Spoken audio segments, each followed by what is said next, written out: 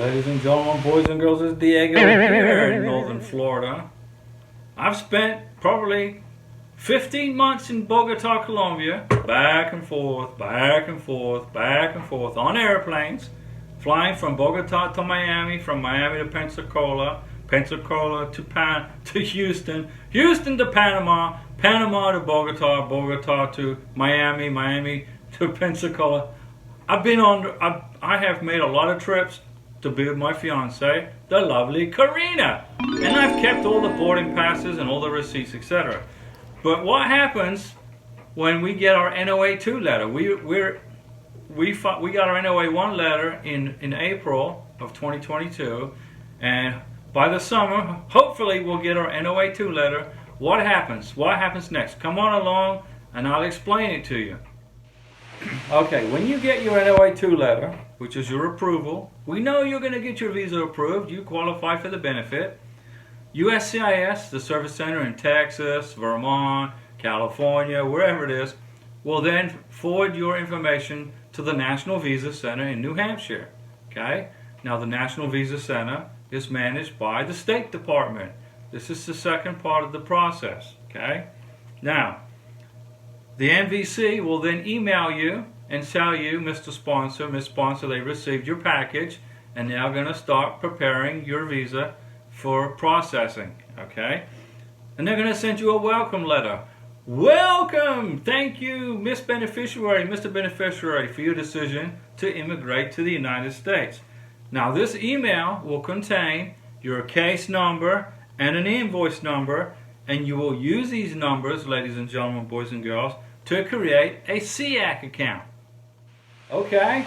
You have a question. What the heck is a SEAC account? Well, the SEAC is an acronym for Consular Electronic Application Center. Okay? Ran by the State Department. And you will first, once you get your account established, you're going to pay the visa fees. For a K1 visa, you're going to be wanting to process a DS-160. Your beneficiary will process form DS-160. If it's for a CR1 visa, IR1 visa, you're going to be processing DS form 260. Okay? You pay the visa fees first. Then you can start to upload your civil and financial documents under 2 megabytes of data, which you should have already stored on your flash drive, just in case your computer goes down. You've got everything saved, okay?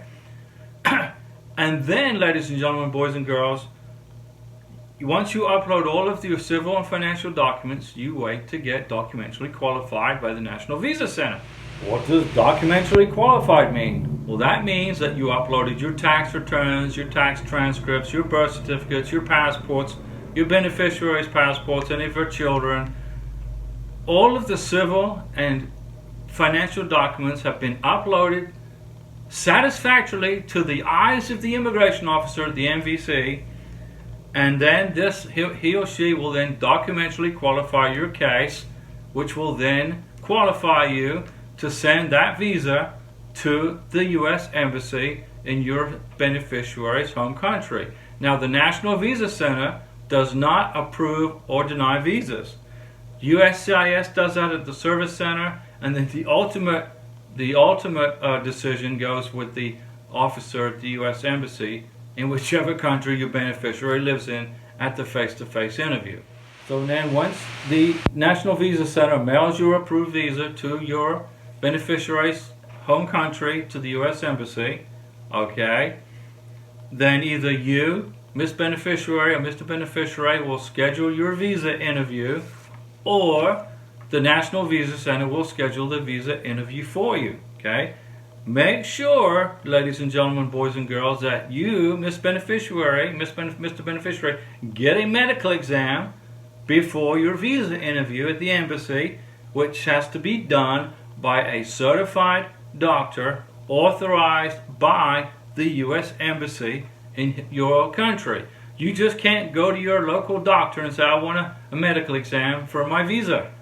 Got to go to a doctor that's been approved by the U.S. Embassy in your home country. Okay? Make sure you do that. Very important. Now, the NOA2 letter, your approval letter, has a 4-month window before it expires So it's important that you you contact the National Visa Center once they send you an email and welcome letter and start processing your documents, okay? Now, if 4 months passes and you still haven't heard from the NVC, relax. It doesn't mean that your visa is going to be terminated or because it's timed out. No, it means that the USCIS, okay, are behind with their work and they may not yet have got your visa sent off to the NVC. So it's important that you stay in touch with USCIS, and it's very important you maintain and stop processing your documents once you get that email. Once you get that welcome letter from the National Visa Center, get to work, ladies and gentlemen, boys and girls, and start processing, pay the visa fees, upload the documents, etc. Okay? Now, so stay in contact with immigration. It's important, Mr. Sponsor, that you maintain, Ms. Sponsor, you maintain contact with the National Visa Center. If the NVC sends you an email, make sure you check it out and respond to it. Keep an eye on your status. Let's supposing you uploaded your beneficiary's passport photo, biographic page, which is face and signature, and it's blurry, and you didn't make it square, and immigration can't read. You cut off a part of the information, okay? NVC will send you an email and say, I can't read your passport. I can't read your beneficiary's passport. You need to re-upload it and resend it. Let's suppose that and don't commingle documents. If you have your beneficiary's passport on a K1 visa and he or she has a K2 visa too, he or she's bringing a son or daughter to the United States, don't put those two passports together. Everything has to be uploaded separately. This passport for your beneficiary, this passport for your beneficiary's son or daughter, okay? Don't commingle anything. If you want to know what cases the National Visa Center is processing or currently reviewing, you can go to the NVC time frame page and look on the right hand side on the navigation bar under NVC processing. So now remember, the three main things that you must do is: number one, pay your visa fee. Okay? Number two, complete the online visa application form, DS-160 or DS-260. For a K1 visa, it's DS-160. And then number three, upload all your documents under 2 megabytes that you scanned, okay? And do not commingle their files. So if you have your beneficiary's passport, birth certificate translated by a certified translator into English, and he or she has a son or daughter with a birth certificate, don't put those two birth certificates together. You got to separate them. This is the birth certificate for your beneficiary. Then you upload a form. This is the birth certificate for her child under the K2 visa. Police certificates. You got to have a police certificate translated into English if required. One for your beneficiary and one for any of her children if they are over 16 and they've lived, for example, if your beneficiary lived in Panama and Venezuela and Colombia greater than 6 months, you're going to need police certificates translated into English from Panama, Venezuela, and Colombia. Okay? Ladies and gentlemen, once you get your NOA2 letter, things are going to start moving a little faster for your K1 visa or your CO1 visa. Hang in there. If you got any questions, ask me down below. Karina sends you her best wishes, and we will see you soon in the United States of America so you can get married, start your lives together, and have a wonderful future. Thanks for watching. We're here for you.